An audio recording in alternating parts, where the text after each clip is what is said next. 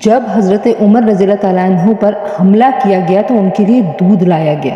جیسے ہی آپ رضی اللہ تعالیٰ عنہ نے دودھ پیا تو وہ آپ کی پسلیوں کے زخم سے بہہ نکلا۔ طبیب نے ان سے کہا، اے امیر المومنین، وصیت فرما دیں۔ آپ رضی اللہ تعالیٰ عنہ زیادہ دیر زندہ نہیں رہ سکیں گے۔ انہوں نے اپنے بیٹے عبداللہ کو بلایا اور کہا، حذیفہ بن الیمان کو میرے پاس بلاؤ۔ حذیفہ بن الیمان حاضر ہو گئے۔ یہ وہ صحابی ہیں جنہیں حضرت محمد مصطفیٰ صلی اللہ علیہ وآلہ وسلم نے منافقین کے ناموں کی فہرست عطا کی تھی، اور ان ناموں کے بارے میں اللہ پاک، اس کے رسول اور حذیفہ بن الیمان کے علاوہ کوئی نہیں جانتا تھا۔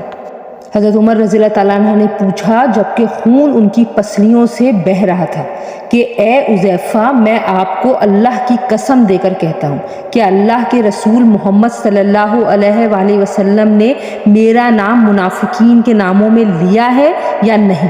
یہ سن کر حذیفہ رضی اللہ تعالیٰ عنہ کی آنکھوں سے آنسو جاری ہو گئے، اور آپ نے فرمایا، یہ میرے پاس اللہ کے رسول محمد صلی اللہ علیہ وسلم کا راز ہے جو میں کسی کو نہیں بتا سکتا۔ آپ رضی اللہ تعالیٰ عنہ نے پوچھا، خدا کے لیے مجھے اتنا بتا دیں کہ میرا نام ہے یا نہیں؟ آپ صلی اللہ علیہ وسلم نے اس میں میرا نام شامل کیا ہے یا نہیں؟ حذیفہ رضی اللہ تعالیٰ عنہ کی ہچکی بن گئی۔ کہتے ہیں، اے عمر رضی اللہ تعالیٰ عنہ، میں صرف آپ کو بتا رہا ہوں، اگر آپ کی جگہ کوئی اور ہوتا تو میں ہرگز اپنی زبان نہ کھولتا، اور وہ بھی صرف اتنا بتا رہا ہوں کہ رسول اللہ صلی اللہ علیہ وسلم نے اس میں آپ کا نام شامل نہیں کیا۔ حضرت عمر رضی اللہ تعالیٰ عنہ نے اپنے بیٹے عبداللہ سے کہا کہ دنیا میں میرے لیے ایک چیز باقی رہ گئی ہے۔ حضرت عبداللہ رضی اللہ تعالیٰ عنہ نے پوچھا، وہ کیا ہے ابا جان؟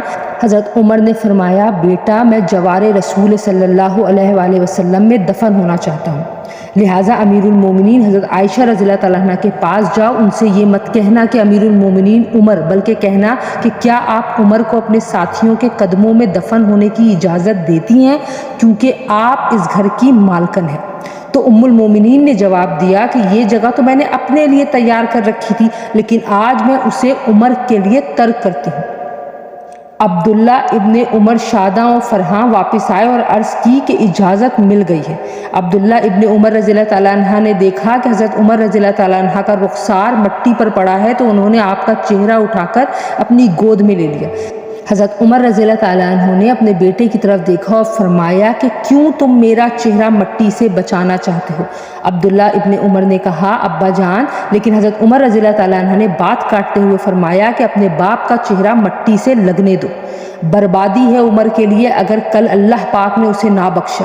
حضرت عمر رضی اللہ تعالیٰ عنہ اپنے بیٹے کو یہ وصیت فرما کر موت کی آغوش میں چلے گئے، اے میرے بیٹے، میری میت مسجد نبوی میں لے جانا اور میرا جنازہ پڑھنا، اور حذیفہ بن یمان پر نظر رکھنا، اگر وہ میرے جنازے میں شرکت کرے تو میری میت روضہ رسول کی طرف لے جانا، اور میرا جنازہ روضۃ الرسول صلی اللہ علیہ وآلہ وسلم کے دروازے پر رکھ کر 2 بار اجازت طلب کرنا اور کہنا، اے ام المومنین، آپ کا بیٹا عمر، یہ مت کہنا کہ امیر المومنین، ہو سکتا ہے میری زندگی میں مجھ سے حیا کی وجہ سے اجازت دے دی ہو، اگر وہ اجازت دے دیتی ہیں تو دفن کرنا، ورنہ مجھے مسلمانوں کے قبرستان میں دفن کر دینا۔ عبداللہ ابن عمر رضی اللہ تعالیٰ عنہ کی نظریں حذیفہ بن الیمان پر تھی۔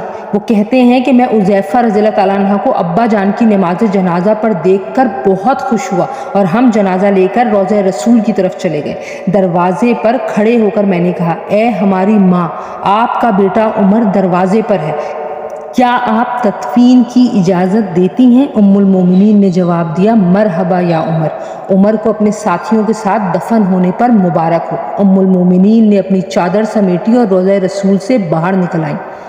اللہ پاک راضی ہو حضرت عمر رضی اللہ تعالیٰ عنہ سے، زمین کا چپا چپا جن کے عدل کی گواہی دیتا ہے، جن کی موت سے اسلام یتیم ہو گیا، جن کو اللہ کے رسول صلی اللہ علیہ وآلہ وسلم نے زندگی میں ہی جنت کی خوشخبری دی، اور پھر بھی اللہ کے سامنے حساب دہی کا اتنا خوف، سوچیں ہمارا کیا بنے گا۔